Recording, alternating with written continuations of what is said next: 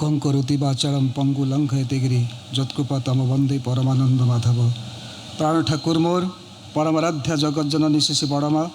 परम पूज्यपाद श्री श्री बड़दा परम पूज्यपाद श्री श्री आचार्य देव सभी श्रीपद पंकजर मोर अनंत कोटि भक्ति प्रणति। आज पवित्र मधुलग्न मधुक्षरा दिवस उपस्थित पूज्य पुरोधा अग्रणी ऋतिक देवता श्री श्री ठाकुर पुत पांझाधारी करिमंडली आमंत्रित भक्त मंडली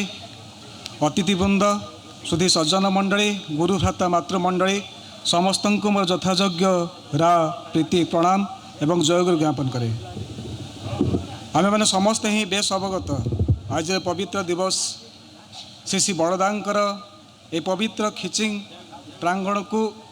शुभ पदार्पण आज 50तम वर्ष पूर्ति तथा श्री श्री ठाकुर अनुकूल चंद्र शुभ 138तम जन्म महोत्सव तथा ये रोरुआ सुकुड़ी अंचल आंचलिक गुरु भाई माँ मान मिलित उद्यम जो वार्षिक सत्संग हुए ता चतुर्थ वर्ष। तेणु यही विषय आम मैंने समस्त अवगत विशेष परिवेश खूब सुंदर होती उपभोग मो पूर्वर अनेक कार्यक्रम एठे अनुष्ठित हो जाइए समस्तंकर अंतर्जग जमी उद्वेलित होती प्रिय परमंक सहित जमी एकान्वय समस्ते जमी सम्मिलित होइजिबे जमी आत्मा चाहूँगी परमात्मा निकट को छुटीज आ कि चाहूना मु भावुची बहुत हुए यही भावटी मोर नुहे आज उपस्थित समस्ते समस्त अंतरात्मा यही कथाटी कहूँ मो पूर्वर भाई सामंतरा भाई अति सुंदर भाव में श्री श्री ठाकुर से मूल जिनिस गुड़िक अति प्रांजल भाव में अति हृदयस्पर्शी भाव में आपण मान निकट तोली धरुले मुझे अंचल तेज हठात भाव में जिते आसी पहुँचली मोर से स्नेहर ज्योति भाई मते अवगत कले जे मते किसी कहवाक पड़ो एवं जेहेतु आशीर्वाद होती स्वास्थ्य संबंधित किसी कथा कहवाक पेशार जन डाक्तर से हिसाब से बहुत हुए किंतु मु किंतु किसी बुझे ना से ठाकुर को बाद दे जे विशाल ग्रंथ स्वास्थ्य संबलित जहाँ किसी तथ्य पृथ्वी आज परिवेशित होती पुरुषोत्तम आदर्श बिना से जे दर्शनटी केते पूर्ण केते स्वयं संपूर्ण ता किंतु मु बुझे ना कारण मु बुझी जो ज्ञान जो वास्तवता भितर नाही से ज्ञानटा किंतु अधूरा ही संपूर्ण भाव में अति सुंदर भाव में से कथा गुड़िक कहता भितर सब कथा गुड़िक स्वास्थ्य सदाचार संबलित कथा गुड़िक ता भर कि आसी जाऊला पुरुषोत्तम कथा से कहते पुरुषोत्तम जिते आसती सृष्टिकर्ता जिते निजे स्वयं नर रूप धरी आसती तांकर ही कथा गुड़िक आप्तवाक्य तेणु से जमी कहते जे आम मान जीवन में प्रिय परम जिते मुख्य हुंती अनेक जन्मर सुकृत फल से आमे मैंने भाग्यवान हो कि आमे मैंने भाग्यवान से पर्यंत न हो जेते पर्यंत आमे तांको जीवन में गुरु ग्रहण कर सुजोग प्राप्त है ना कारण अनेक जन्मर सुकृत थिले ही जमीती श्री श्री बड़दा कहते अनेक जन्मर तपस्या बल यही जीव मनुष्य जन्म पाए ततोधिक साधना थिले मनीष ईश्वर को बा गुरु को ईश्वर रूपे ग्रहण करे ततोधिक साधना थिले तांकर कर्मयज्ञ सामिल हो पारे। तेणु यही कथा भितर आम निश्चित भाव बुझीपारुवा आम जीवनर सार्थकता आज निश्चित भाव में महिमा मंडित होची जितेबाला आम ईश्वर को गुरु रूपे ग्रहण कर चलीचु से तो कथा आसे आम मंदिर को जितेबाला जाऊ सेठी कौन आमिष भक्षण करा जाए ना आमिष तांको भोग दि जाए।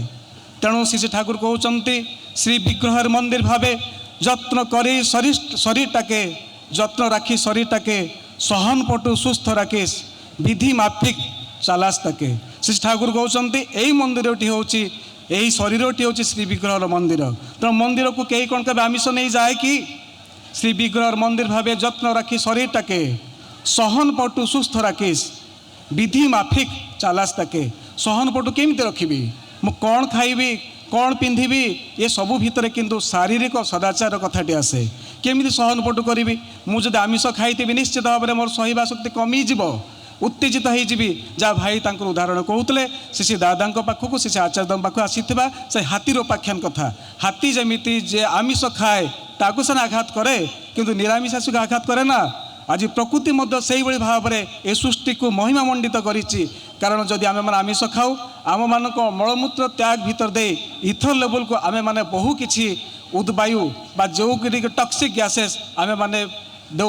परिवेश को जहाँ फल ग्रीन हाउस गैस इफेक्ट जो मैंने साइंस पढ़ते जानती ग्रीन हाउस इफेक्ट फल पृथ्वीर तापमात्रा बढ़ी जाए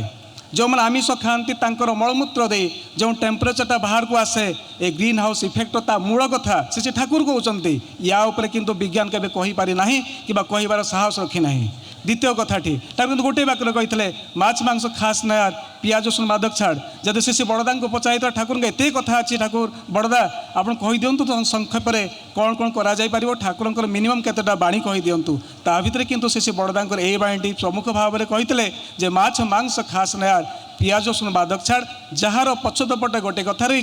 जे शरीरटा हूँ श्री विग्रहर मंदिर ये है शारीरिक सदाचार आ ता भीतर अनेक कथा रही अनेक कथा रही से बड़दा जेहेतु ये शुभ पदार्पण करते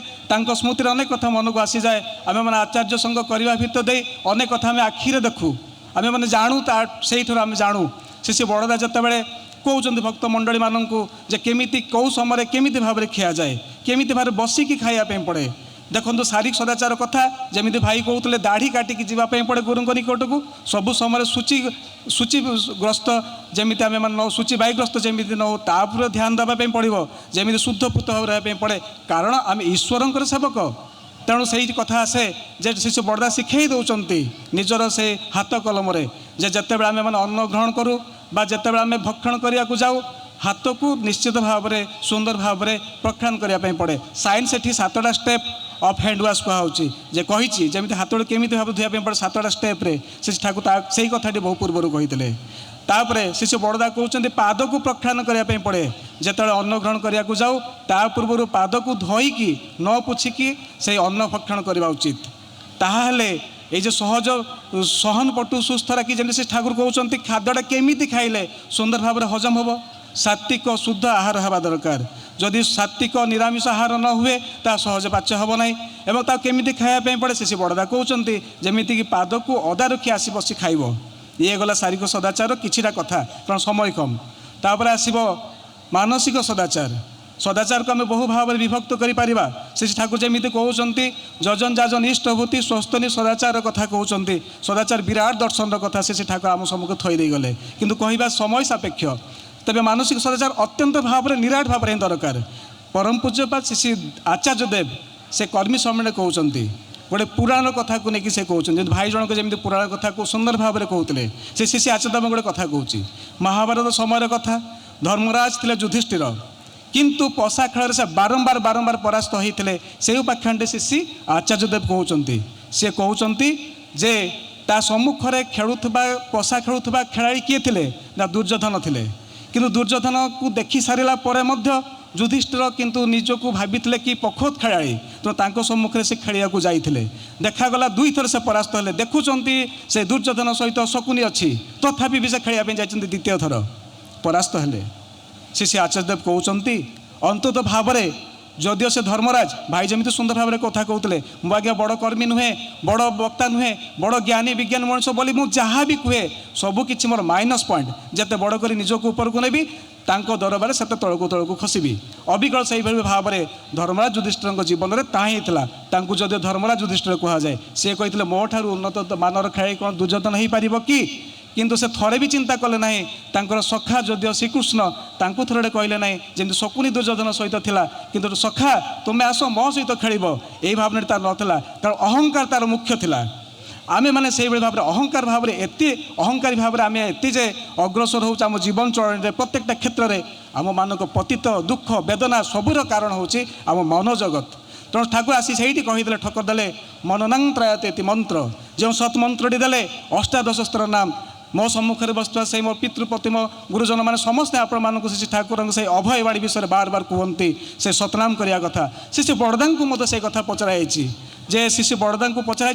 जे आम ठाकुर को दीक्षा नहीं कहीं से बड़दा कहते केवल केवल केवल मात्र नाम करने मैंने श्री ठाकुर को दीक्षा नहीं तेणु से मननांग त्रायते मंत्र मंत्र से बीज मंत्र ठाकुर को जप करने भितर दे समस्त ग्रंथर कितु मोर मोचन हो यहीटा करने द्वारा जिते कोरोना पीरियड कथा आसाला साइंस रिसर्च कर जो मैंने मेडिटेशन करती मेलाटोनिनटा ठीक रे सिक्रेशन होता जगह जो इम्यूनिटी पावर बढ़ी जाए ये इम्यूनिटी किंतु माछ मांस ना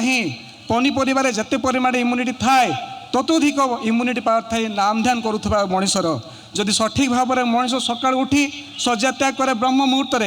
तत्पर आसी जदि से तार शुद्धपूत भाव में बसी नाम ध्यान करे से जे चक्रफटक अवलोकन करी प्रेम सहित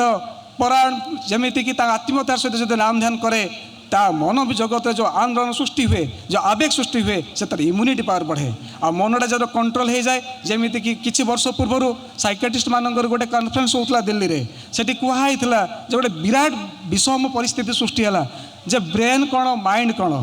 ब्रेन टाक आम देखिपुँ जो साइंस रिसर्च करे ब्रेन टाक खपुड़ी भर अच्छे बोले आम समस्ते कहूँ कि व्हाट इज माइंड माइंड विषय समस्त अज्ञ कारण माइंड टाक कहीं कहींपारे डिफाइन करें ना कारण मनटा बर्तमान ये मुझे बसी खिचिंग उत्सव पड़िया बसी कि मो मन जाइना दिल्ली भी पहुँच जाइए को पोखरी भी गाधुवा अवस्था में पहुँच जाइए कि फ्लाइट उड़ू थाईपे तेज मनटा कौटे अच्छी तो बांधि रखा जरूरी जदि मुझे बांधि न पारि चहला पानी रे टेका जदि पकेबी तेज सूर्य को मुझे देखिपारि ना तेज साधना करी कौन एत बड़ दर्शन कथा ठाकुर को धरबी केमी बुझी केमी जानी केमी मो जीवन में हेबा कौन 50 वर्ष धरी जदि दीक्षा निए तेज मो जीवन किसी हे ना अथच छोट शिशुटी करदे पार तेणु से मन को बांधि रखापी एकमात्र कथा हूँ नाम ए नाम महिमा नाम पराकाष्ठा विज्ञान भित्तिक कथा कहले आज राति पाइब से रखिली से मननांग मंत्र मानसिक सदाचार तापर आसले आध्यात्मिक सदाचार कथा आध्यात्मिक सदाचार माने कौन भाई जहाँ कहते जो मन मु जहाँ को भल पाए मोर प्रीति केन्द्र जे ता कथा न कहले रही पारे ना कारण ता कथा को न कहले तो मोर केमी हम शिष्य आचार्यदेव कहते दीक्षा प्रोग्राम आसते से कहते जे मुझे पिठा खाए पिठार हेकुटी आसब मिठा खाइले मिठार हेकुटी आसब खटा खाइले खटार हेकुटी आसब अविकल भाव में मुझे भाव को आस्वादन करें अंतर भितर रखी थाए कथा न कहले मुझे रही पारि ना यहीटा हूँ आध्यात्मिक सदाचार मो मन जगत जिते ही समर्पित होता है मो परिवेश ही प्रतिष्ठा करने पागल भाया छुटबी केवल नुहे ठाकुर पाखे बस नाम ध्यान करवा इष्टभूति सठिक भाव में करवा प्रार्थना ठीक टाइम करवा तत्सहित मु जो परिवेश को जाऊँगी सेठारे मध्य इष्ट को प्रतिष्ठा करने मोर केतेटा चेष्टा ता हूँ मोर आध्यात्मिक सदाचार मुख्य अंग आध्यात्मिक सदाचारटा आसब शारीरिक सदाचार ग्रस्त जब मुझी मानसिक सदाचार को जब जीवन नहीं चलुथी आध्यात्मिक सदाचार अविकल भाव में तद्रूप भाव में आसब मत देखि लोक बुझीज मो ठाकुर किए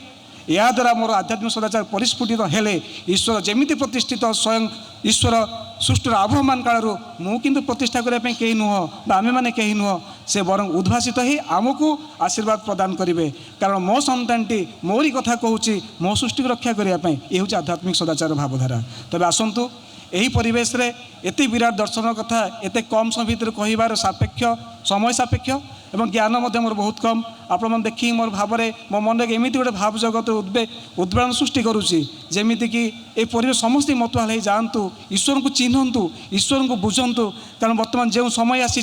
केवल गोटे मात्र वाक्य गोटे मात्र शक्ति ताहा हूँ ईश्वर पंथा ईश्वर कर्म डीपी वर्क